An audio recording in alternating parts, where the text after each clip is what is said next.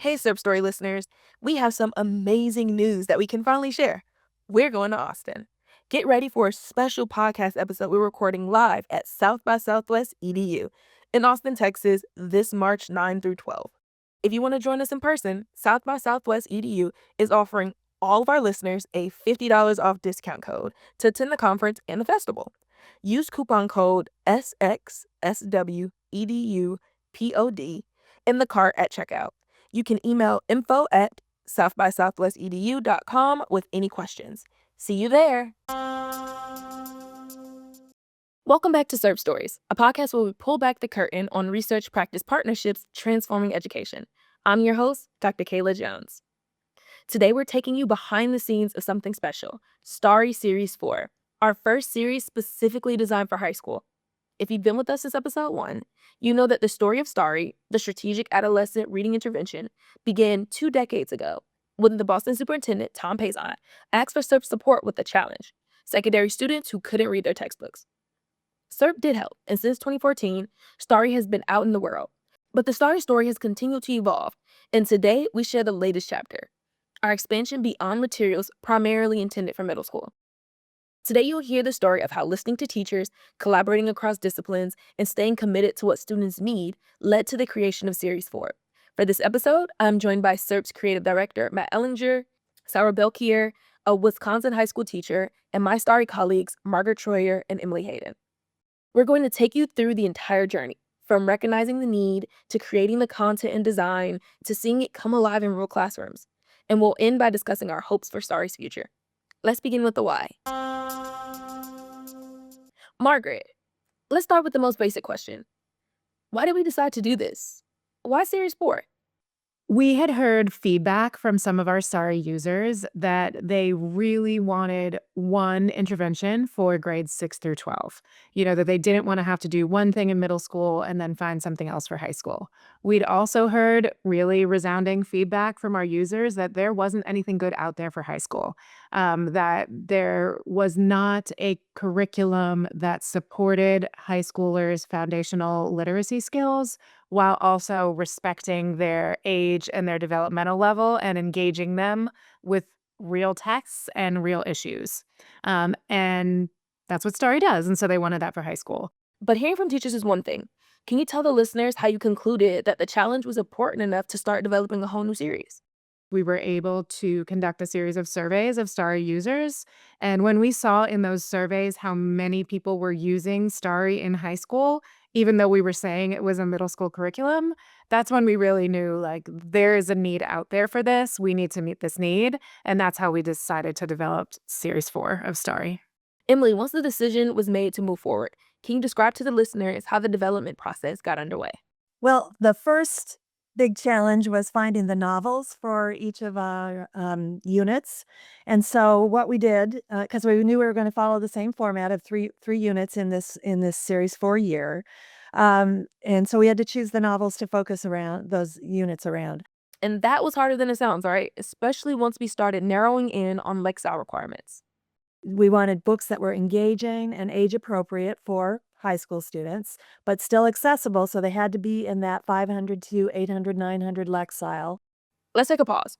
For listeners who don't live in our world, that's roughly 3rd to 5th grade reading level for high schoolers. Emily, talk more about how we found books that hit that level without feeling like baby books. We wanted diverse authors and diverse characters. And we wanted, of course, novels that could be paired, with nonfiction. So novels that sort of had topics and themes that lent themselves to some nonfiction work as well.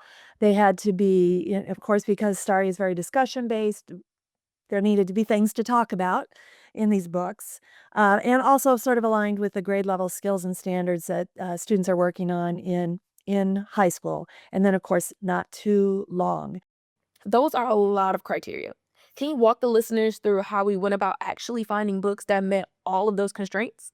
So what we did is we reached out to not only STARI users, but also people we knew, personal contacts who worked in the high school space. We hosted a couple of just drop-in chat Zooms. And so through those focus groups, we came up with a big list of possible books for STARI. So from those lists of books that we got from those 2 drop-in Zooms, we selected 2 books, and we did some deeper dives with our focus groups. We invited a diverse group of teachers from across the country. So we had some teachers from New York City, some from Ohio, and some from Nebraska that participated in our deep dive into these 2 different books. We sent each person the book, and we had 2 meetings on each book to really kind of get their feedback for what ended up being Unit 1 and Unit 3.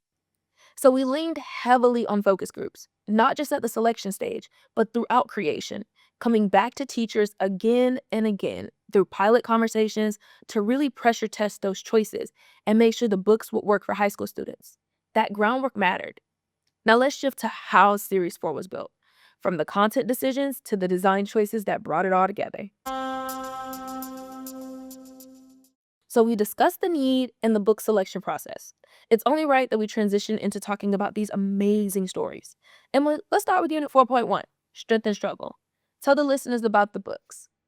The novel for Strength and Struggle is Yaki Delgado Wants to Kick Your Ass. Great book written by Meg Medina, who not too many years ago was the U.S. ambassador for youth fiction, with a controversial title. So right away, like, this book kind of hooks kids' interest, high schoolers' interest, I think, because it's an in-your-face kind of title.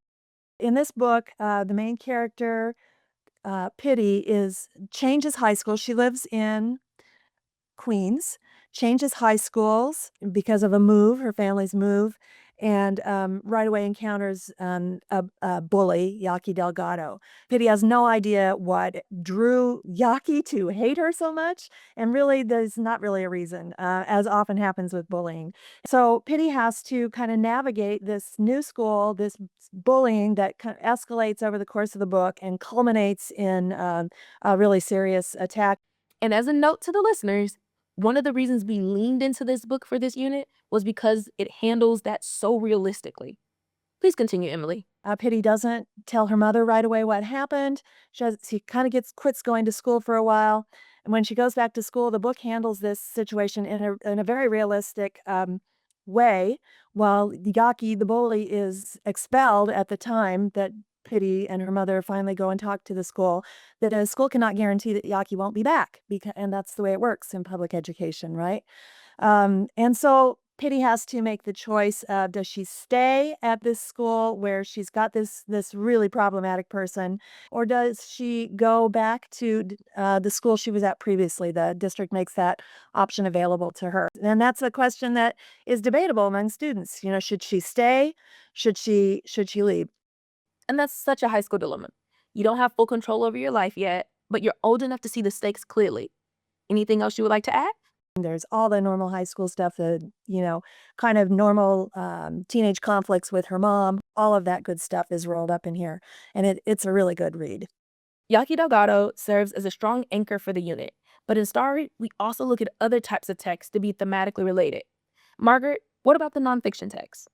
So Emily's just told you all about how hard it was to find a novel that hits that sweet spot of being age appropriate and engaging and debatable and also accessible to students who read below grade level. And then once we finally find that novel, then we have to find some nonfiction to pair it with.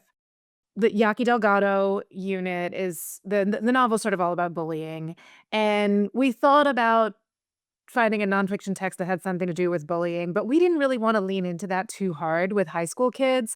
Yeah, we definitely had to think about what will feel patronizing versus what will feel relevant. So we were thinking, okay, what other themes in the novel could we pursue with the nonfiction thread? And the main character, Pity, is Latina. She is Dominican and Puerto Rican, and she's a really good student with a strong interest in STEM. So we are like, okay, maybe this is a direction we could pursue. So the nonfiction book that we ended up with is Mario and the Hole in the Sky. It is about Mario Molina, who is a Mexican chemist who discovered that aerosol sprays were making a hole in the ozone layer. once we dove into this book, we felt like thematically it really does relate to Yaki Delgado and to the theme of strength and struggle. Because when Mario first started trying to tell the world, we got to stop using these aerosol sprays, they're killing our planet, people did not want to hear it. They accused him of lying and making this up. And so the story is about how he persevered through that, made his case, got listened to. Eventually, the aerosol sprays have been banned, and the ozone layer is actually healing. So it's an incredibly optimistic book that ends by talking about, we solved this problem, we can solve the other problems of climate change, which is, a great message. And I'm going to flag something that often raises eyebrows in high school. This is a picture book, right? It's a picture book. And sometimes we get a little pushback from students, and sometimes we get a little pushback from teachers about reading picture books in upper grades. So why do we do that? Well, for one thing, we need our nonfiction text to be short because we try to have our units about 40-ish days. So, 8 full weeks of school. And the novel takes at least half of that. And in Unit 1 in particular, we got to put in a big amount of time up front teaching the fluency routine and doing the sort of culture building and community building activities that are going to be really important to make the STARI class a safe space. So we need a short nonfiction text. And the other thing is, just because there's pictures doesn't mean the text is not complex. This is a complex topic. The sentences and the vocabulary are all high school appropriate. There's lots of scientific terms in here like chlorofluorocarbons and diagrams of, the molecules and how they're affecting the ozone layer. So there's a lot that is in here that is age appropriate and engaging for high school kids, along with the pictures that are also in there. And for anyone listening who's responsible for adoption or implementation, picture books and visual text are not a step down in rigor. They're a different pathway to complex thinking. And that's just Unit 1. We haven't even touched Units 2 and 3 yet. We're talking labor unions, first part-time jobs, the Kent State shooting of 1970, the Vietnam War, and a nonfiction text we actually co-created exclusively for Unit 3. But in the interest of time and giving each of these units the attention they deserve, we're going to save those for future episodes. Trust me, if you think Unit 1 selections are bold, you haven't seen anything yet. Now, after we piloted these units, we've made some changes based on teacher feedback. One of those changes was incorporating what we call a vocab catcher. Margaret, can you talk a little bit more about what teachers said? So they expressed that they felt that the treatment of vocabulary was not in depth enough to meet the needs of high school students. That high school students who are reading below grade level really need to build up their vocabularies in order to be able to comprehend the grade level text. So we decided to revamp the way STARI addressed vocabulary using a strategy called the vocab catcher. So in the previous version of STARI, we had a interactive vocab preview where prior to each section of text that students read, the teacher would go over the definitions of 3 to 5 words. But they didn't record the definition, and there wasn't really an intentional revisiting of those terms throughout the course of the unit. And we know research tells us that the way that we actually learn new vocabulary words is through repeated exposures over time. Ideally, repeated exposures in different contexts and different forms of the word over time. So in the vocab catcher structure, we have selected 20 to 25 words in most units. So a couple of words per lesson that the teacher's really going over in depth. So the teacher's previewing the word, discussing the word with the students, asking them where they've heard the word before, building their knowledge of the definition and context. The student is recording in the vocab catcher section of their workbook. And then when they see the word again later in the text, in a few days or a week or 2 weeks or 3 weeks, they will revisit that page in their vocab catcher. And they'll say, okay, 2 weeks ago, we learned the word flinch. And in this chapter, Yaki didn't flinch. Why didn't she flinch? Why is it a big deal that she didn't flinch? What does it show us about her character that she didn't flinch? And so students will revisit that word over and over again throughout the course of the unit and really build their vocabularies in that way. We also added some letters to the teachers. If you want to talk about how did that come to be and how did that evolve with the focus groups? Sure. So in STARI, we deliberately choose books where the content is a little edgy. We firmly believe it is a part of our theory of change that it is because students are engaged by these edgy topics, because we ask them to debate these questions that are meaningful and relevant and real life and age appropriate, that is what draws them in and makes them willing to engage in the decoding, fluency, and comprehension building practices that we have in the curriculum. Now, the thing about edgy content is sometimes it can create a little pushback. The title of our first novel in Unit 4.1 is Yaki Delgado Wants to Kick Your Ass. Now, I know for a fact that ass is not the worst word these high school kids have ever heard. However, I get it. It's a little controversial. It's a little edgy to, have a bad word on the cover of a book in your classroom. So, in the letters to the teacher, which are now at the beginning of every set of teacher lesson plans for all 12 units, we explain why did we choose these books. So we say things like Yaki Delgado has won the Pura Belpré Award. The author Meg Medina was the ambassador for young adult literature in whatever year that was. Um, we talk about, other reasons why this particular book is a great book. And then we say, here are some issues that this book might raise in your classroom. And we talk about some of the controversial things that come up. And we say, here are some ways that you might support your students in dealing with this. So when they do read about an incident of domestic violence, as a teacher, it would behoove you to be aware of whether any of your students are struggling or have struggled with domestic violence at home, so that you can be ready to support them with resources if something may be upsetting or triggering to them. It also can offer sort of some talking points if you get pushback from parents or other stakeholders saying, why would you have my kid read this book? You can say, well, here are all the reasons why we're having your kid read this book. So we hope that that letter to the teacher can empower the teacher to smooth over any pushback that may arise in regards to some of the edgy content that we include. Now let's talk about the design side of things. After all, the SERP mission is to bridge research, practice, and design. Matt, as a creative director for SERP, you've overseen the designs of series 1, 2, and 3, which were mainly focused on middle school. How was the design for high school series the same or different? Well, I think it's largely in the same vein. I think that though there are some situations where we had to be doubly sure not to become cute or cliche, because I think that students, the older they are, the more sensitive they are to that.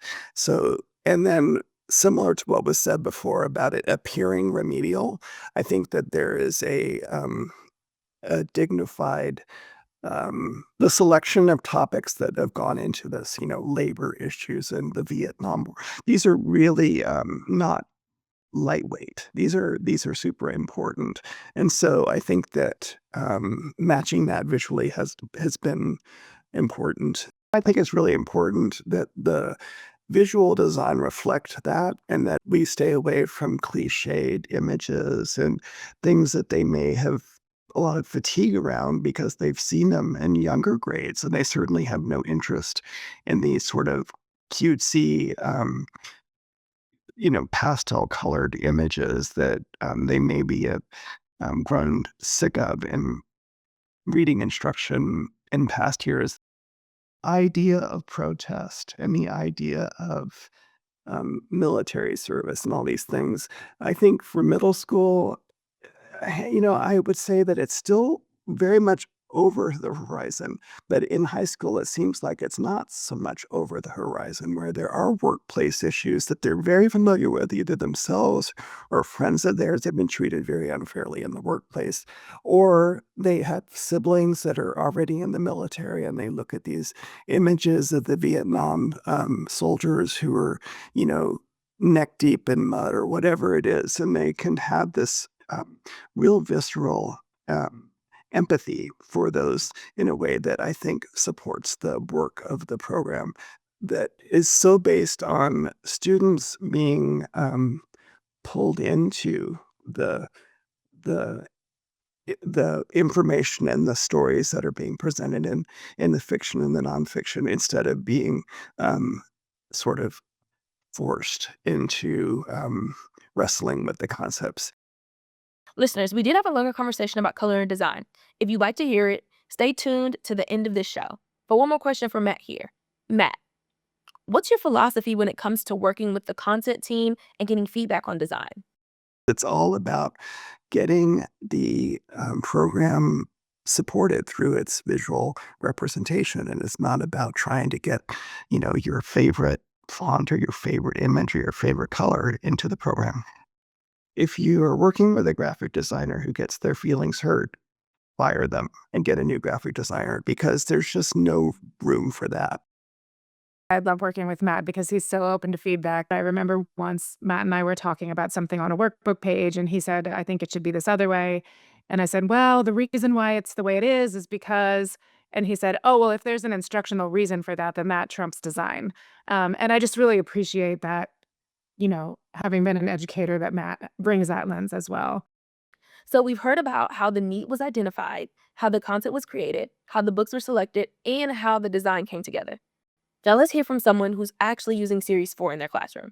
I spoke with Sarah Belkier, a high school teacher from Wanakee, Wisconsin, who's been using Series 4 with her students. Sarah, thank you so much for joining me. So, describe the need for Tier 2 interventions in the high school setting. This is my third year in this district. I work with a lot of EL students who are just graduating out of the real EL services. My tier two is sort of a support for their integration into the regular English classrooms. I also work with some students who have, so to speak, also kind of graduated out of the special education tier three reading services. And then I'm also, again, kind of integrating them into like less support, sort of stepping them back into the regular classroom, as well as just those students who've then just were struggling readers like you have for whatever varying reasons that are not severe enough to have been special education, but don't necessarily have any one reason other than the fact that they're just struggling readers. So, why did you feel that STARI was a good fit or is a good fit for your students? I was introduced to the program from our district curriculum director, the secondary curriculum director. I don't know how he found out about it. He said, "Well, can you just give this a try? We'll buy you the materials, like buy the books that are needed and such like that, since the materials are free. We'll buy you the materials and just give it a try, see what you think." And he knows that he knew that I was a reading specialist, so that I could also have designed things on my own. But on the other hand, why reinvent the wheel when someone else might have had something that was wonderful produced. Um, and then I looked at it, I'm like, yeah, that looks like it's a good fit. I liked the fact that it included a lot of the basic literacy skills that students needed. Um, I will say I'm particular, that was before the series 4. When I was trying more of, I used, I think, series 1.1 and then 3.1 for my 2 different levels of students. And I like the level 4 a lot better for the high school. I think the books are better for high school students. I do appreciate that that they're reading through an entire novel. I like the fluency and how those topics are connected. That there's all sorts of things that are brought in without it seeming too. It's very accessible for the high school students. Doesn't feel like they're being babied or like something that they may have done when they were little. Because it is, and especially with the topics that are being dealt with, they're mature topics, and mature books, so that they appreciate that those are at their level. Okay, you are already thinking ahead because I do have a question about how your students feel about it. So, you've been talking about the books. Have there been any comments that you can recall that your students mentioning about the books or about aspects of the program? Well, in particular, last year when I immediately jumped on board to read the Yaki Delgado, which was, I must say, a humorous thing when I had to ask the director, I'm like, is the title going to be an issue? He said, "Oh, good grief, no." Anyway, in particular last year, my blend of students in the level that I used that with, my sophomores, was half EL, Spanish speaking, and half English. And they really enjoyed the idea that there was so much Spanish in there that they felt like we're gonna be beneficial to our classmates. It spoke to them, and it was like, from my population, we don't, in my little town in Wisconsin, we don't have the same amount of diversity. Like, for example, that I've seen in the videos from Starry, that we're very white, very upper middle class kind of community. And they really liked it. Oh wow, it's talking about our culture. It's talking about, there's Spanish in there that they could include. And the fact that it was like oh my goodness, what is she doing with whom? And like different things that it really spoke to them as high schoolers. And actually last year when I got started the 4.2 with the book that's based from the Wisconsin author, 15 and Change. First of all, they thought it was cool that it was somebody that was from Wisconsin, but the setting of the book itself is vague. Um, but I actually had boys that they came in, grabbed the books and wanted to start reading it out loud, poetry, reading out loud before I even could ask them to start. Um, really spoke a lot to that selection that they enjoyed it.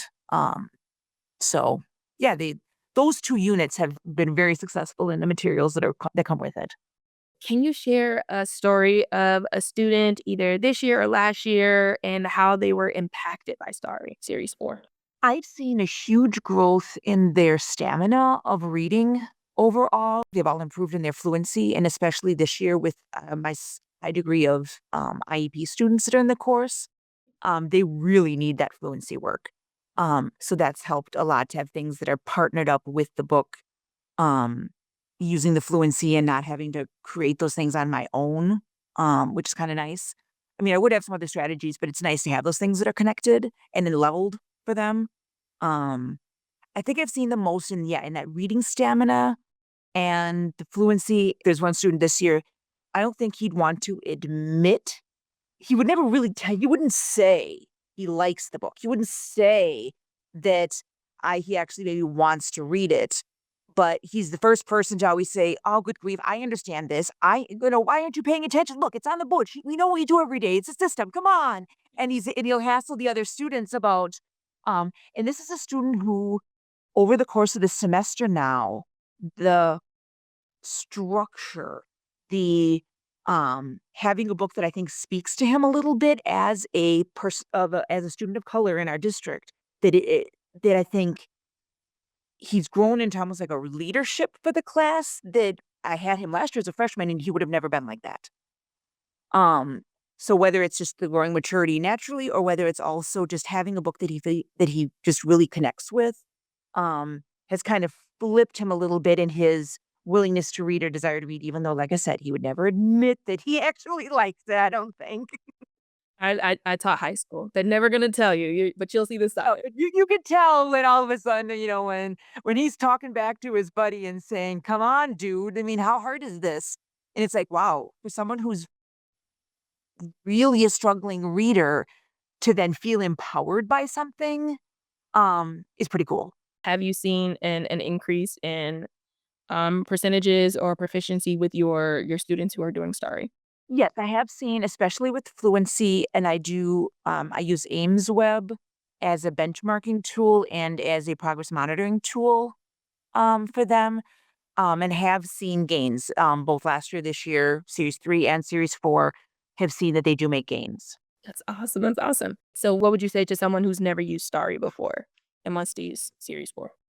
The level 4 is definitely very, very good for high school level, and as far as the materials and such are definitely the best for the high school level. As long as you have a dedicated course for that intervention, that tier 2 work, um, it's pretty ideal, and it also it's so I can take it as a resource, use a lot of it, and expand from my knowledge base, but I could also guess that if for some reason, say, I needed to be gone for a while, the materials are planned well enough that you could even just have any English teacher or world language or EL teacher, someone who's like a language-based educator, could probably take the materials and it's detailed enough that they could use it. Most of my colleagues really have no idea what I do. They don't understand, "Well, what do you mean is teaching reading at a high school level? What do you mean teaching reading?" I mean, high school high school teachers don't teach reading the same way, but this would make it accessible for someone if they said, "Oh, I suddenly have to teach a reading class. Okay, this will teach you or help you with what you need to know," and then you'll be figuring out, "Oh, yeah, that's what it means to teach reading." If you were a high school person without that literacy background, it could work. Probably not as well as someone with a literacy background, but it would be able to work, which is pretty good. I mean, that's something that's I would say, I definitely applaud the research and the detailed nature of all of the notes for teachers. I mean, I must admit, I don't always look through the teacher's step-by-step things as well because I just know what to do. But if I didn't know what to do, it would be amazing. And the other side of a teacher who's used STARI series 1 or 2, and they're a bit hesitant about using series 4 with their high schoolers. What would you say to that teacher? I mean, 4.1 and 4.2 are my favorite 2 units of any of the units that I saw of any of the levels as far as the books and the topics and such. I would say read them, give it a try if something about it seems hesitant. I could see some teachers, if they didn't have that knowledge um, of language, that maybe if they previewed the Yaqui Delgado and saw the amount of Spanish that was in it, they might get nervous thinking, oh, I already have struggling readers. Now you're adding in a different language to this a little bit more. They might be hesitant. But on the other hand, well, why? I mean, that's what's around us anyway in the world. So, I mean, I would encourage them to give it a try and be flexible. And the last one and that one is, what would you say to an administrator who is hesitant about, having their high school teachers use series 4? I would say if someone does have any hesitation, because I mean, it was sort of funny when I mentioned the title and said, well, it does have to do with some bullying and some abuse, and there's some things in there that are pretty mature topics. But on the other hand, it's not what students don't see on a regular basis anyway. And it is those real, real life, realistic things that they encounter that makes it as accessible to the students, and that you can't. I mean, I think it's really difficult for a high school to find, um, for a struggling reader, things that they will be interested in. And to have found some things that the students are interested in, you have to grab at it no matter what, if one's hesitant or not. Is there anything that I didn't ask or that you would wanna share about series 4 before we end this?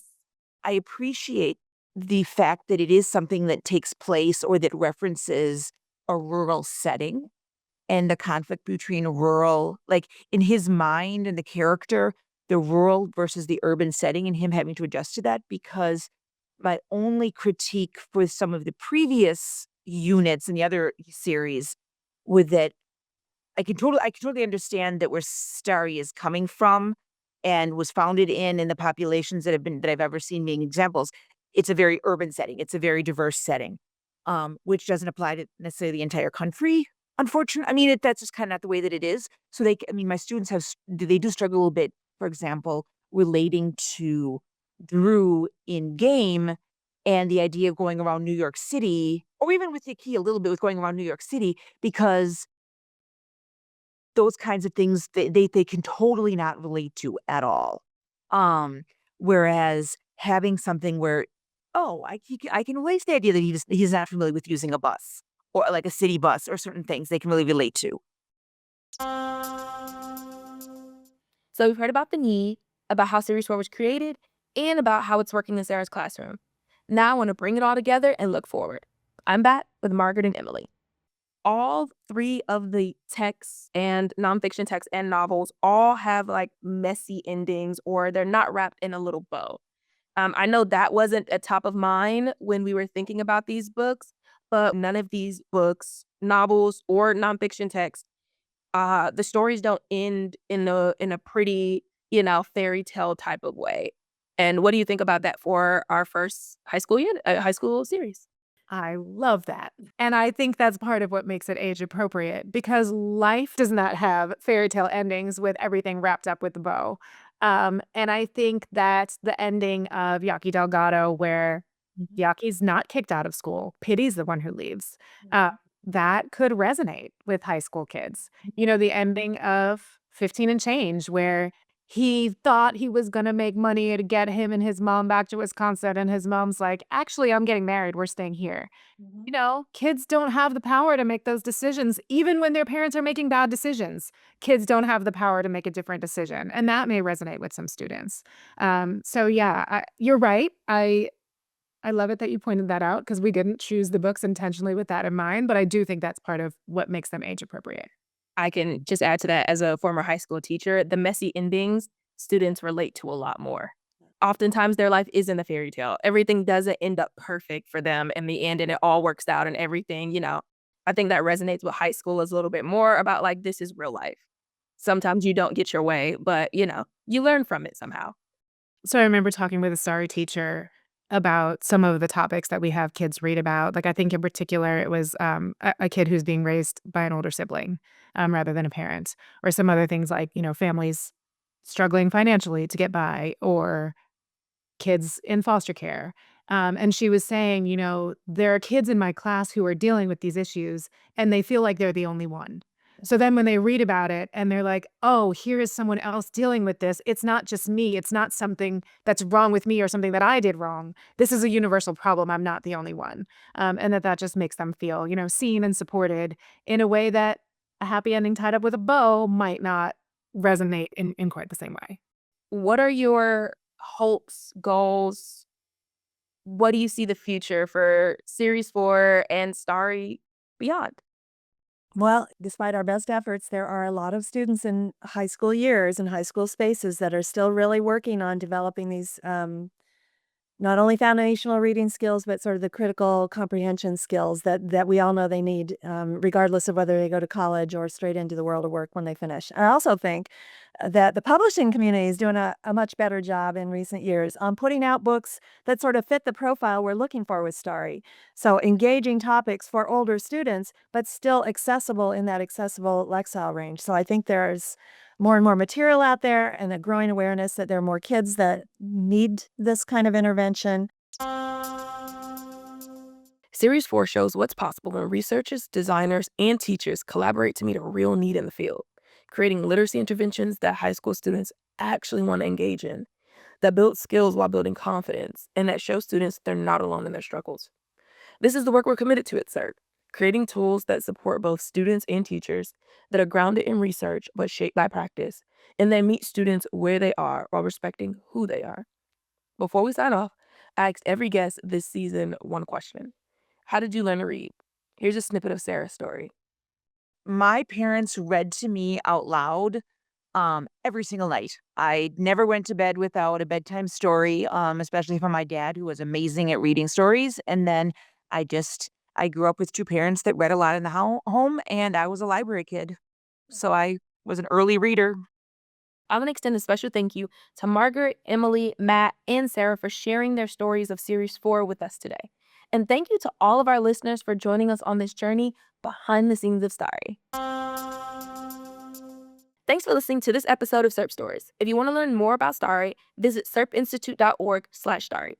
And if you believe, like we do, that middle school readers deserve better, share this episode, leave us a review, and follow along as we bring more research with purpose to the mic. I'm Dr. Kayla Jones. See you next time. SERP Stories is produced by the SERP Institute, where educators, researchers, and designers come together to tackle school's most pressing challenges. Explore our work at serpinstitute.org. And now back to Matt Ellinger, SERP's creative director. Let's talk about color for a moment. Your intentionality with this series and all others is evident down to the color chosen. Each series has a corresponding color, and the color for Series 4 is purple. What was your thought process with that? So there are lots of things you have to, this is partly an organizational decision in trying to keep the materials sensible to people who are becoming oriented with the different series, but also the sort of majesty of the purple is pretty, I don't know, significant. And I think that when I offered the team a selection of a number of colors and they picked the purple, they were all colors that work with the other colors on a color wheel. But it has a no kidding around feel to it, which I think is great for high school. With the other series, we have been very conservative, and it's less conservative in a sense. So in a way, I think that works for high school too.